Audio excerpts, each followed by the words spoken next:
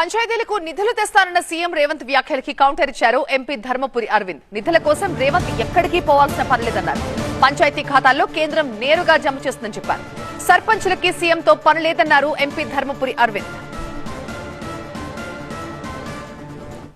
ముఖ్యమంత్రి గారు మాట్లాడుతూ ఉన్నారు. ఈయన పోయాట 3,000 కోట్లు తెస్తారట. నరేంద్ర మోడీ సంచులను నింపిపెట్టి నీకోసం వెయిట్ చేస్తాడు.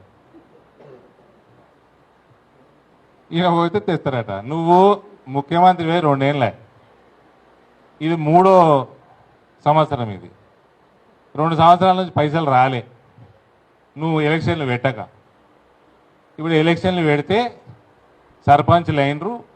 నీవు వద్దు, నీ టికెట్లకు పైసలు దండగా నువ్వు పోకు. నువ్వు ఉన్నావు ఇంత, ఆ సంచులు ఎక్కువ ఉంటాయి 3,000 కోట్లు అంటే అది మోసుడు ఇంత చేత కాదు. నువ్వు మోయకు, అంత కష్టపడకు.